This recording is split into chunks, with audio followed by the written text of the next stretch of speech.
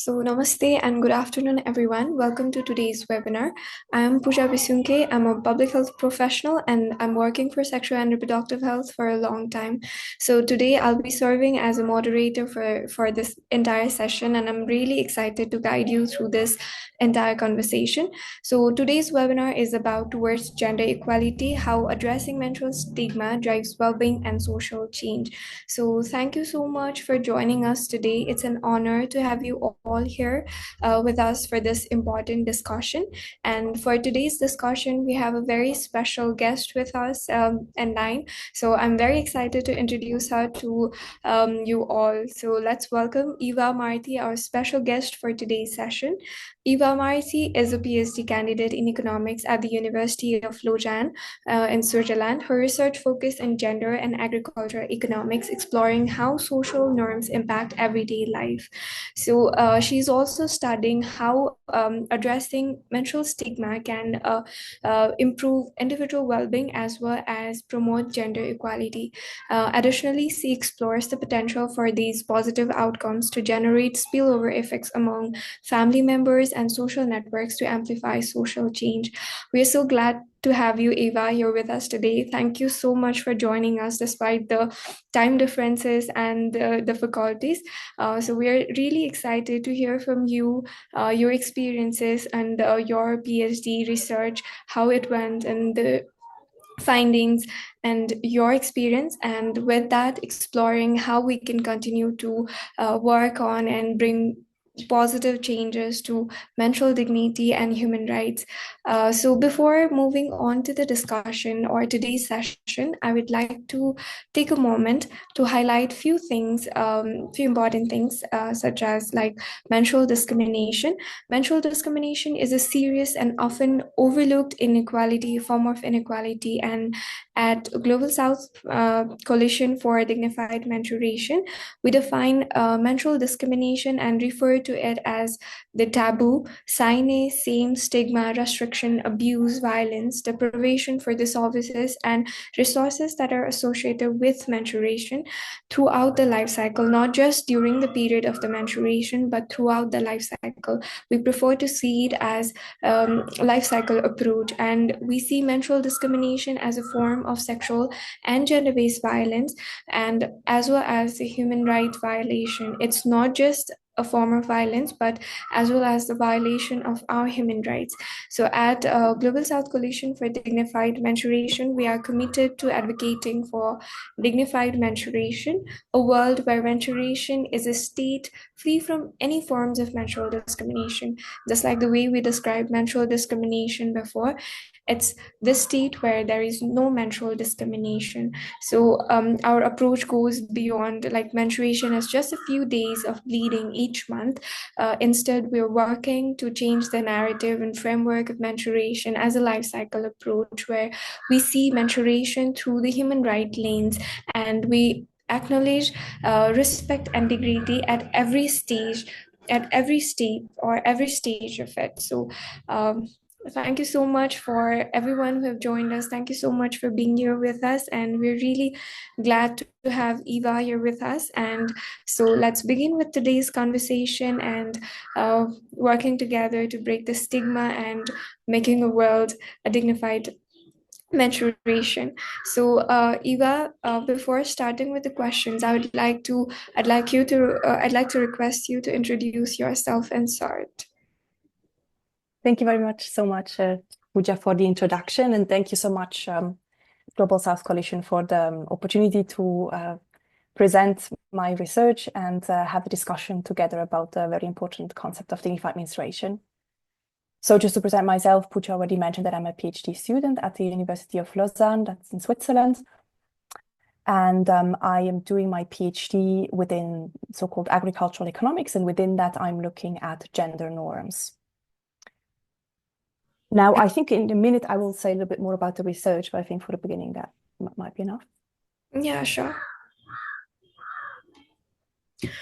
Thank you so much, Eva, for your short introduction. So, starting with, I would like to ask you, what does dignified menstruation mean for you? What does dignified menstruation mean to you, and why is it important for this movement to continue throughout the globe or internationally? Why is it important for this movement to continue, in your perspective? Mhm. I do think that dignified menstruation is an extremely important concept. And I think it's one of those things that sort of, it seems a bit like an oxymoron almost when you hear it the first time, dignified menstruation, sort of, because the stigma is so internalized all over the globe that we somehow perceive menstruation almost as something that doesn't have dignity. So that's why I feel like it's a concept that sort of summarizes the stigma that is existing around that concept. And I think it's, as you just pointed out, very important to mention that even though we often discard it as some kind of a niche thing or like a women's issue that affects a few women a few days per month, it's really a much more all-encompassing concept, as you mentioned, with the life cycle approach. So it does not only affect women in reproductive age, but also affects us before that and after that. And of course,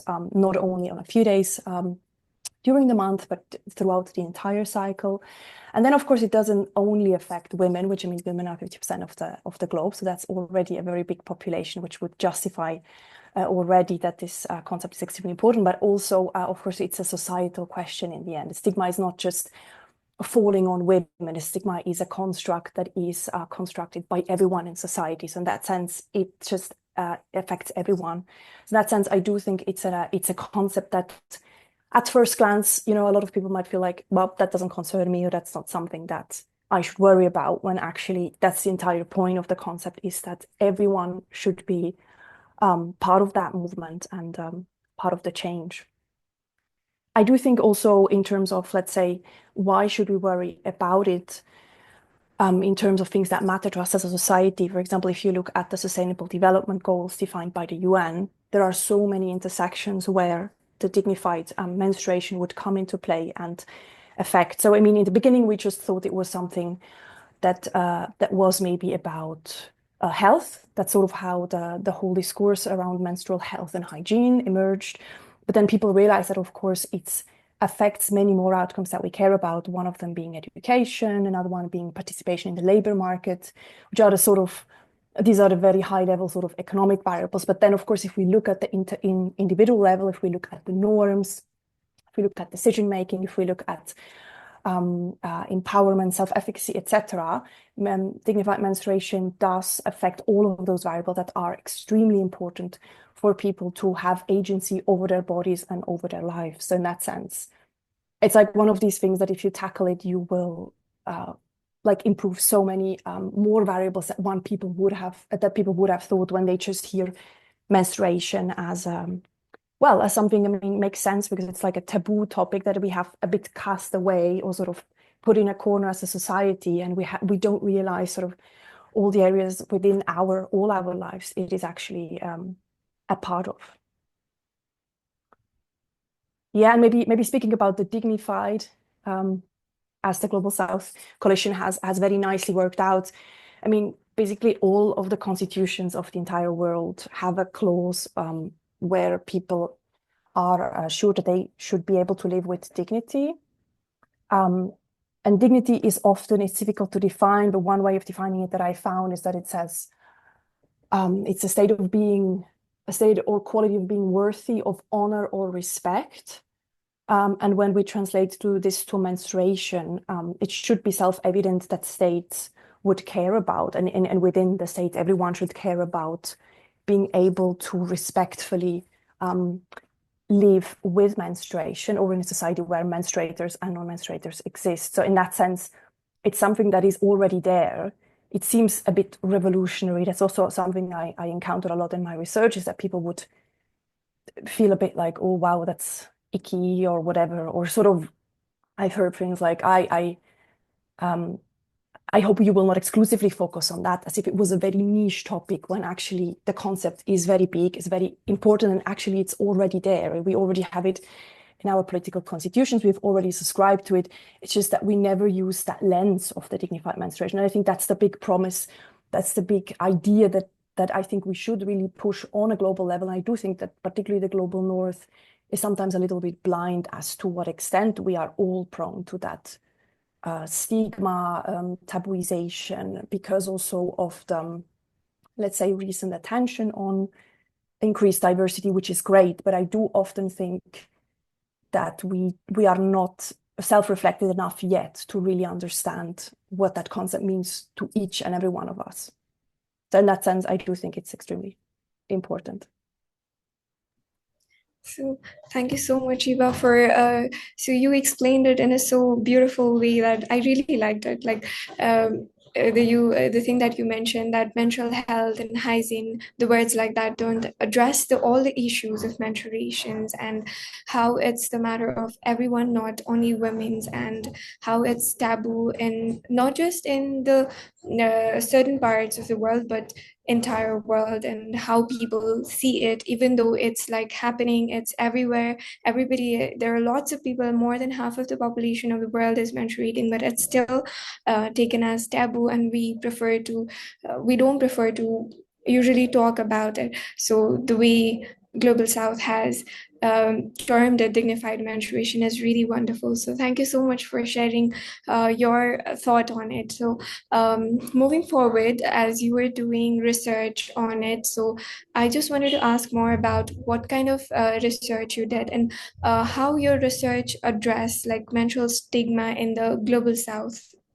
So more about what kind of things you were looking in your research, and what kind of stigmas, menstrual stigmas you found out, or how is it addressing in Global South?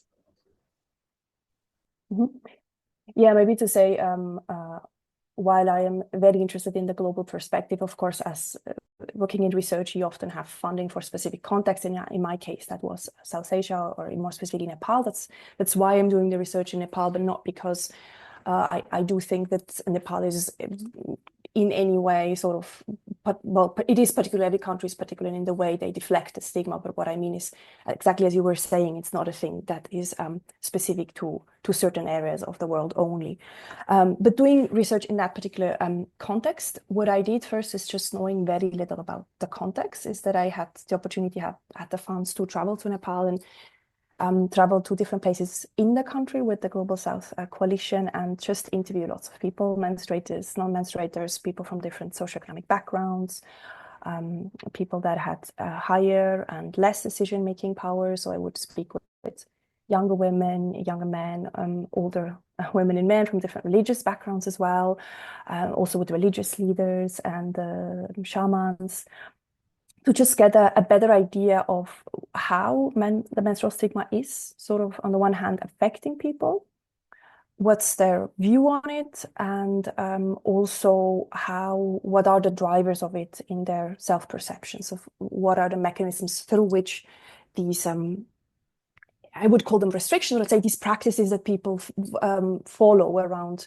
during menstruation, how are they kept up, sort of who is enforcing them, or is it something that people chose individually to do? Because that was also one of my big questions. I think that's an interesting thing that you see now in the great movement when it comes to menstrual leave on a global level, that there is a push towards putting also the harmful effects of menstruation center stage, and that women, of course, it's part of living menstruation in a dignified way, is that you yourself, of course, can decide what you want to do during menstruation. And if you don't feel able to work, that should absolutely be your right and should be respected, and you shouldn't have to justify. At the same time, I do think that sometimes, depending on already what's already there, let's say in a cultural let's say what's already there in terms of cultural norms in specific context, of course, this can connect with an idea that women are frail, that women are fragile during menstruation, weak, that it's something debilitating or something bad for your body, and that sort of women have to be protected. And of course, this can also, at the same time, purport more these slightly misogynist arguments, of course, that women are not reliable throughout the months, are not equally strong as men, etc. So I do think that there is sort of a thin line, sort of we have to find, I think everyone should define individually what's signified for them, but we shouldn't solely stress this point that women need to go on menstrual leave, because that's one of the, so sort of coming back to my research, it's basically when I presented my research in the global north here in Switzerland, some people would rightly ask me, but these things of people stopping to do certain things, don't you think that actually they are very mindful of themselves, of their resources, and actually they're giving themselves the break they deserve and they need, something that actually we don't often have yet. And I was like, at that point, from what I had read, I did have the impression that that was not always the case, but I also wanted to go with an open researcher's mind to say, what, I just want to qualitatively sit down with people and speak and ask to see how they live through it and how they make sense of those practices on their own. And I do think that and this argument did come up for some people, that's one of the sort of findings that I took away from that qualitative journey, is that especially when women could afford not to work, they would frame this time where they wouldn't do certain chores like cooking, etc., in the particular context that I was, as having some me time, having some time for themselves, which can be positive. But it's also true that I heard that a lot also from people, from, let's say, people that were religious leaders, as an argument, and that was then repeated by women. So it's not always so clear where did that narrative emerge. Did the women really themselves considered that it was a positive thing, or did they just grow up and there was never really a choice whether they wanted to do that or not, and that's what they heard and they are repeating? As all of us do, of course, we are social beings, so we make sense of the world around us with so-called mental models. People tell us that we are doing certain things out of certain reasons, and at some point, seeing everyone doing it, of course, we also make sense of things in that way. So I think that was very interesting to just speak to people, to listen to them, but also to be a bit critical there, to say, okay, who else has been saying that? Who would have incentives to ask people to act in a certain way? What does it mean? What is a personal conviction? What does it mean when someone says, I choose to do that out of free will? But then is there really the option not to do it? Because often then when you start asking, I would say for myself, and I'm not a philosopher, but I would say that if you do something out of free will, it means that you actually had a choice. You could say yes, or you could say no. But when you often start digging deeper and ask people, so what would happen if you stopped doing it? They would often tell you, I don't know, because I never even considered, I didn't even think about not doing it. And I never watched anyone not doing it.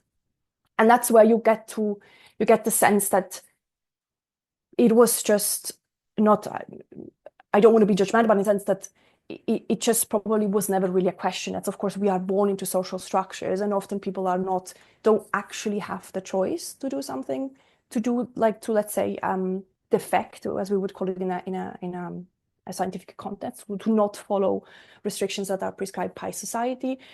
So that gives you an idea that very likely it's something that at least people should reflect on. And I think that's the beauty of the concept of thinking about menstruation, is that you're not going there to tell people, hey, you shouldn't do this, you shouldn't do that. You're going there to say, have you reflected on how you make these choices? Is that something that you consider dignified, that is respectful towards yourself? And then the people can absolutely by themselves say, yes, for me, for me, out of these reasons, I'm doing that, and I will keep doing that, and that's absolutely perfect.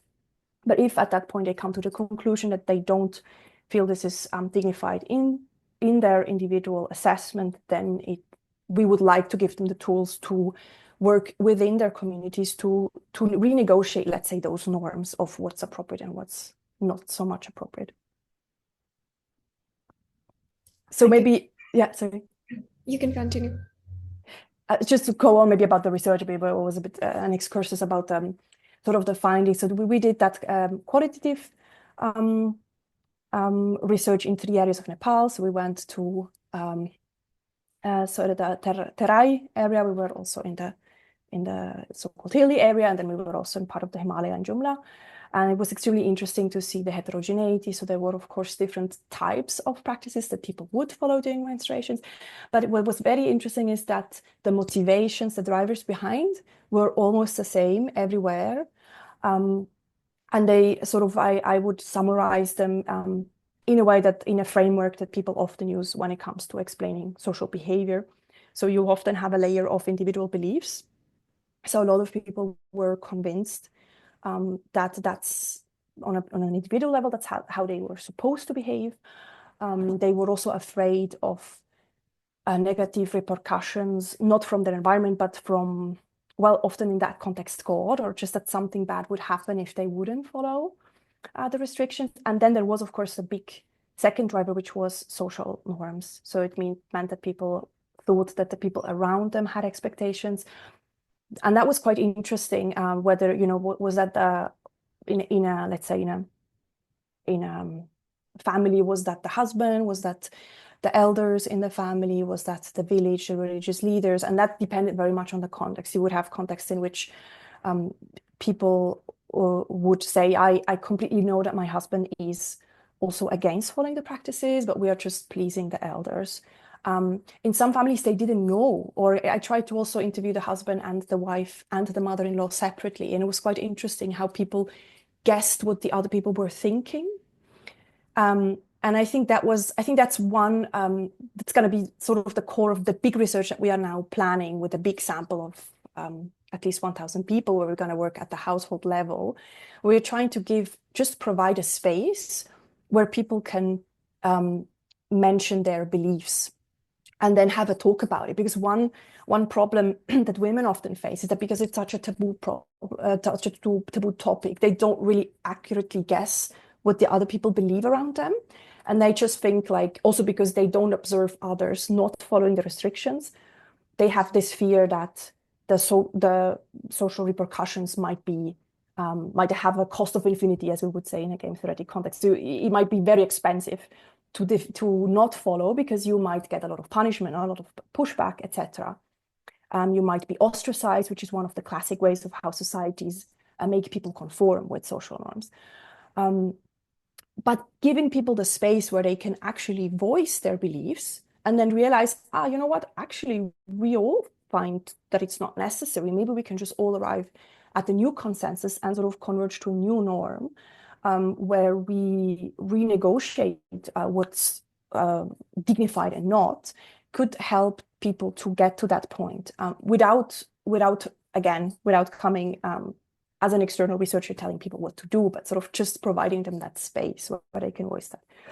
So that's, I guess, the main thing that we would like to try out. And specifically, we would like to work with menstruators and non-menstruators. I think that's also one of the sort of pioneering approaches of the Global South Coalition, is to really include non-menstruators. It's something it's often still considered a women's topic only, and something that women need to resolve on their own.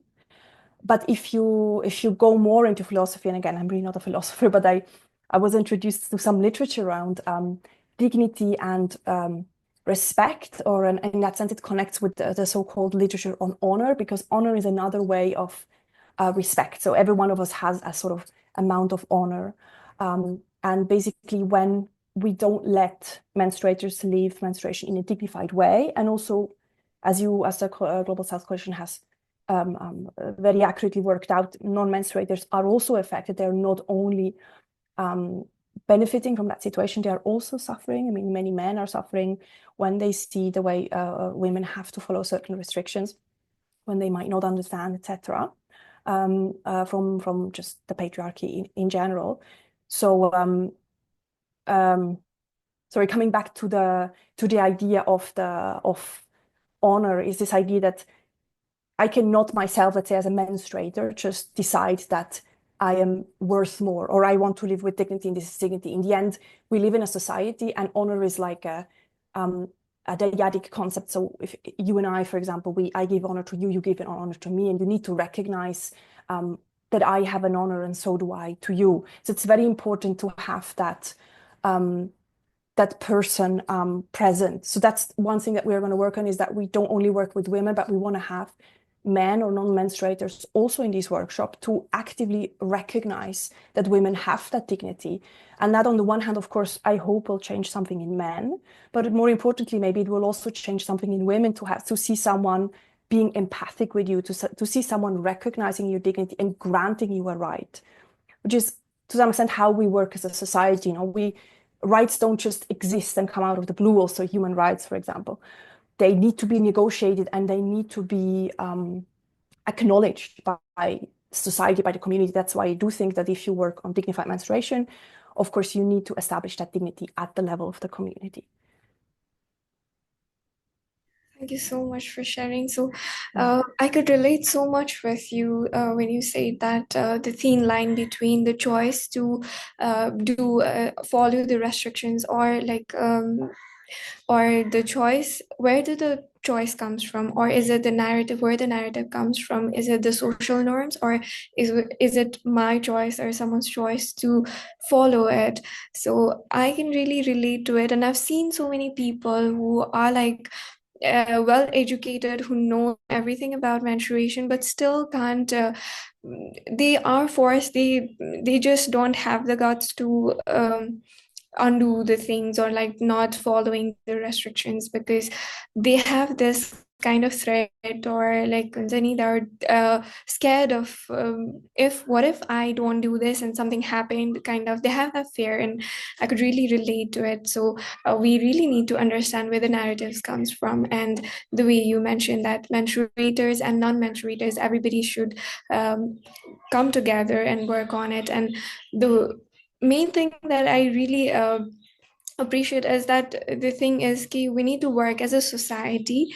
And when you said that making a non-menstruator understand about the dignified menstruation and how that can impact a woman or a menstruator about having the dignity, or when someone is giving the dignity to you. And that's really wonderful to know that. It was really insightful. Thank you so much for that. So moving forward, so the next question that I would like to ask is like, do you think that UN has a responsibility regarding the incorporation of dignified menstruation for December 8th as the International Dignified Menstruation Day, where the global community can adopt, recognize, and celebrate as a matter of human rights? Yes, thank you so much for the question.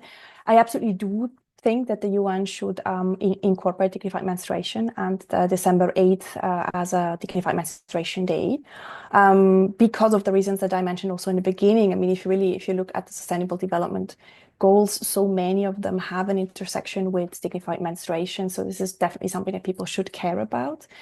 And then the other thing is that while, I mean, the UN is sometimes maybe criticized a bit as being a little bit toothless, in the sense that they're not able to enforce things. But what they should do is that they should be norm setters. They should be activists when it comes to propagating new norms at the global level and providing a platform to discuss new concepts. And in this case, I would say new lenses. Like I think dignified menstruation is sort of a lens also on uncovering gender norms. And I do think that UN would be extremely well suited, extremely well able in their position to exactly provide that platform to work out guidelines, discussion papers, to organize events that draw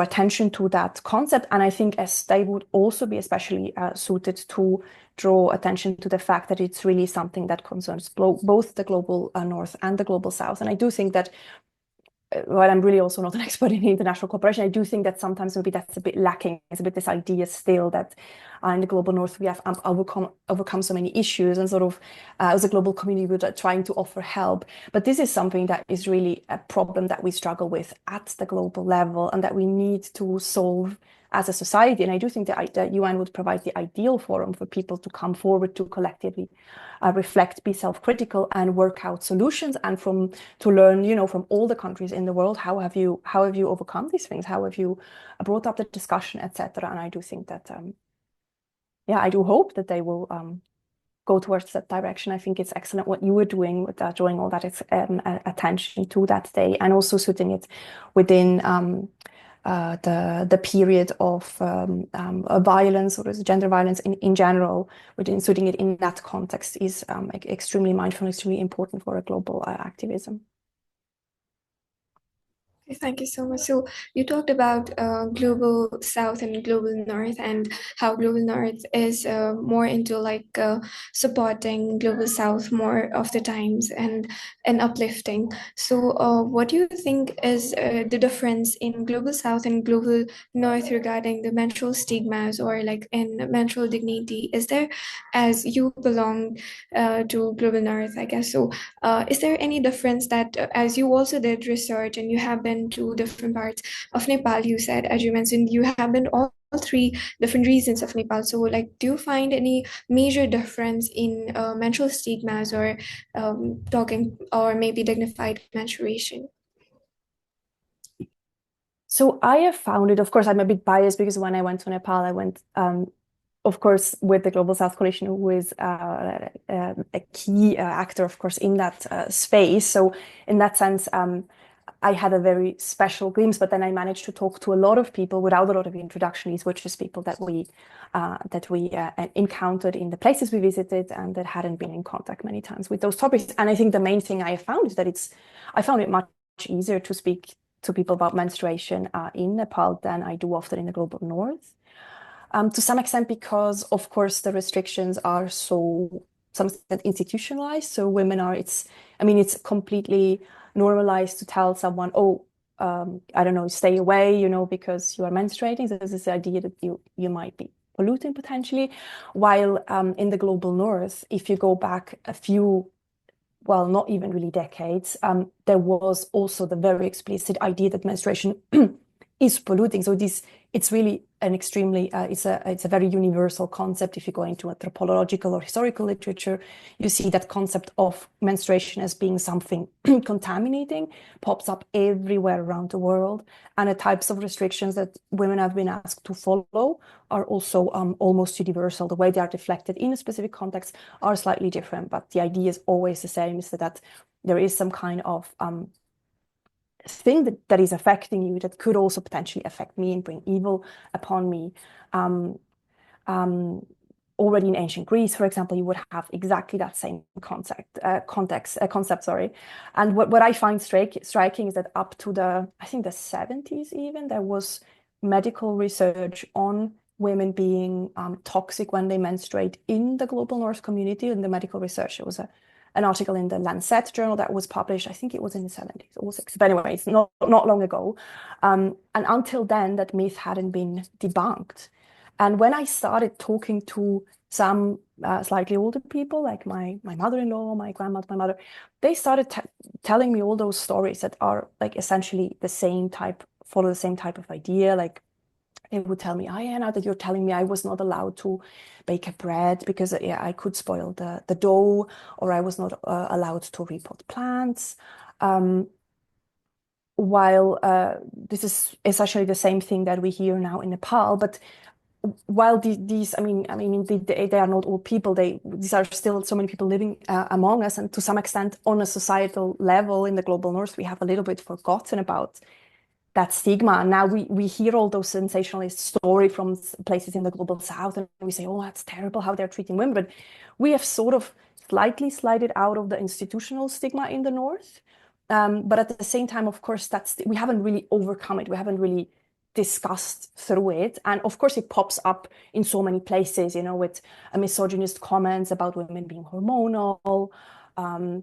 You saw soon to be President Trump saying in a TV interview that a woman had blood coming out of her eyes, etc. You see so much of that stigma still present in the metaphors we use, the way we speak, the way women are treated, but we haven't really discussed it. So I feel like while when I go to the global South, also when I spoke to men, I saw a lot of respect, I saw a lot of empathy, a lot of understanding for the suffering, while in the North I have this impression that we are almost a bit saturated also with the current move and the discussion around feminism, which is very valid. But I can see that there is on a global North, there is a little bit of backlash with this idea that what else do you want, and is this certainly something that doesn't concern me and you just want, again, more rights for yourself?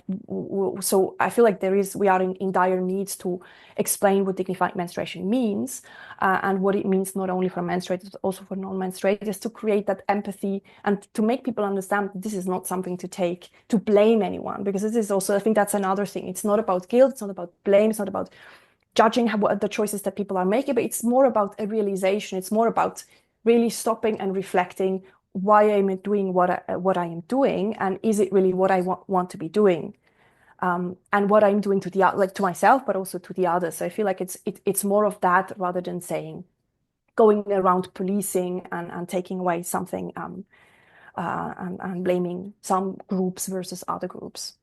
So I feel like that's one of my observations when it comes um, to the different sort of ways the stigmas is looked at in the global north and global south.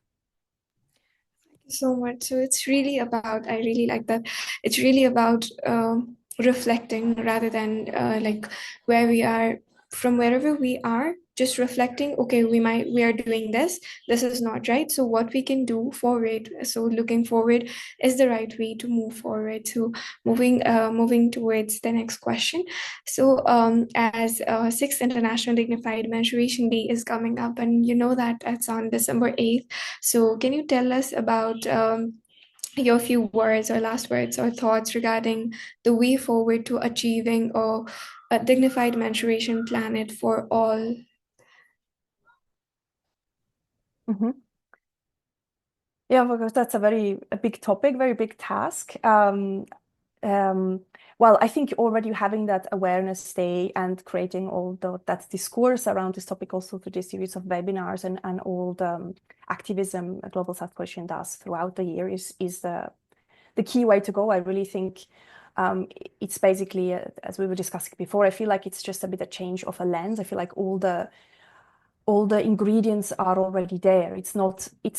It sounds revolutionary, the idea of dignified menstruation, but in the end, it connects with these concepts that we have already subscribed to as a society. So we were discussing earlier. I mean, you have also in your slogan, you say, upholding dignified menstruation, fundamental to sexual and reproductive health and rights. So the way I understand it is that fundamental rights that include dignity already speak to dignified menstruation. This, of course, again, will translate into improved sexual and reproductive health and rights. So in that sense, I feel like the ingredients are already there. The important thing is to bring the discourse to a platform where people can discuss those concepts, can translate them locally in what does it mean, individually, what does it mean in their individual lives. And where you just have to draw the attention of people to these ideas of dignity that are already around, and connect them with menstruation. And I think one big sort of issue around menstruation is really the fact that it has been a taboo in many places, and a taboo by definition is something that we don't talk about. So I feel like just talking about it is already the key thing to do. Like I can see, for example, in my research already, it was not easy sometimes to, present my research, to bring up the topic. I could see how people would be slightly uncomfortable, slightly look away, or when they were asking me questions, they would sort of avoid the word. Even in the global north, there is also this idea that certain research elements are more valid than others. So I think thinking about sort of all the different arenas that everyone works in, and I think there it's important that everyone can contribute by saying, we don't just need an activism there, that's very important, but then it's also important that people in their daily lives bring dignified menstruation into their workplaces, into the environments where decision making takes place. Of course, a political agenda, but this is also research bodies, academia, making sure that we have publications that include the topic, we have conferences, or other types of forums where people can gather, can exchange. I don't think there is a single profession where dignified menstruation wouldn't play a role. So I feel like that's just basically everyone has to be part of that social change. Yeah. Thank you so much. It was really insightful to hear a lot from you. I think there is a question for you in the chat. So it goes like, how do you think we can bring together these fields of academia and advocacy? How do you make sure the academic literature does not forget the actual lived reality of menstruators, and that our advocacy also is supported by research? Mhm. I need to repeat, or you get it? No, I get it. Yeah, thank you. Excellent. Yeah, that's an excellent question. And I think that's something that I've realized now working on this project. It's actually very beautiful to be doing research, but also at the same time, the evidence can be an input for more activism. And I'm using, of course, activism and concepts and ideas that activists have worked out. And research can then test those ideas and then bring them back to activism. So it's like a kind of a loop that can be very beneficial. But of course, it's important that we have that connection. And it's true that the research community sometimes is a bit skeptical, maybe, or they're also worried about, as I said, sort of being put in a certain corner. Also, as I said, some people would tell me, but are you sure you want to just make sure your whole thesis is not about menstruation? And I was like, why necessarily? If someone was writing a thesis about another topic that's much more socially accepted, that would be um, very much accepted, even if it's very narrow. Why do the fact that you're telling me that just shows me that you don't understand what menstruation or dignified menstruation is about, because it is such a wide topic and it is so under-researched. So I do think that it is important also for researchers to be a bit brave there and to go out and say, hey, that's what I do, and to do the work and present. I think what's the problem often in academia is that when you get to present, you are very lucky if you get 45 minutes. I mean, you never get the opportunity usually to discuss concepts in the way that we are doing here. Often it's more about, what's your research design, and you very quickly go into numbers and technicalities. But there is, at least in my field, very little room for actually discussing issues. And I feel like one thing that can be done, what I've already been part of, is joint conferences where you not only have researchers, but you also have activists. And then people, of course, they don't have to join each other's session, but it can all be very fruitful to have the people coming together and realizing, hey, that's a very interesting idea. Why don't we do something together and I test your approach, for example. So I think it's important to provide platforms where researchers and activists can work. I think it's also very important for activists, if you're running a project, that you consider that platform that academia can provide you, and that you reach out to universities proactively and say, hey, would you be willing to evaluate this approach? Because it's usually something that researchers jump to. And in academia, depending on the context, there is also much more money usually than you could have for monitoring and evaluation that you usually get as an activist if you set up a program. I feel like this is one of the things that people should consider to just connect these two spaces and see what can come out of it. And when it comes to the literature, that was the other part of the question. I think we are still at the point where we need so much. On the one hand, we just need also descriptive evidence. There is little or only for very specific contexts about lived reality, sort of just describing the practices that people follow, describing the mechanisms behind them. And then, of course, there is the big sort of the contribution to solution, this idea of testing new approaches, and then evaluating whether these approaches work, under which conditions exactly do they work. For example, in our case, we don't want to just test one thing. We have a big program, but then when you have sort of slight variations of it to sort of tweeze out the exact mechanism, how does it work? So that's something that I think you can really get from research. While if you are a smaller program, you often don't have the resources to come up with a thorough evaluation that also looks more into the mechanisms. So in that sense, yeah, I do think we need research on many different levels, and yeah, it's the most important thing is really to establish those connections, and I believe you're doing a very good job also with now 8th of December to have people from very different backgrounds attend and giving them an opportunity to connect. So thank you so much. I guess this was we had this much of questions.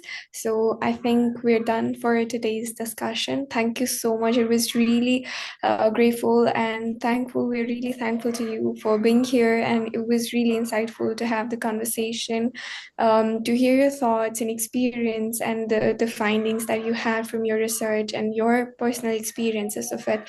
So it was really insightful. So before ending this webinar, webinar, I want to take a moment to highlight a few things. So, as you also mentioned about the 6th International Dignified Menstruation Day coming up. So, we have 6th International Dignified Menstruation Day on December 8th, and the theme for this year is Upholding Dignified Menstruation, Fundamental for Sexual and Reproductive Health and Rights.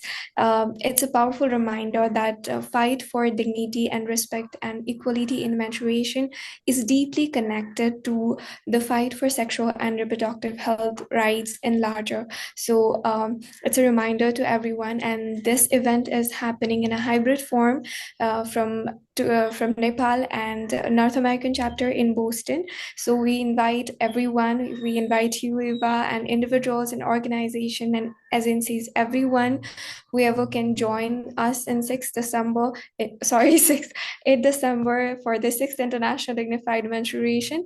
And your involvement or participation not only shows your act of solidarity, but also it shows your commitment for dignified menstruation and for the larger impact. So let's unite together and work together to make our world dignified menstruation friendly. And yeah, thank you so much. It was really nice talking with you, Eva. Thank you so much.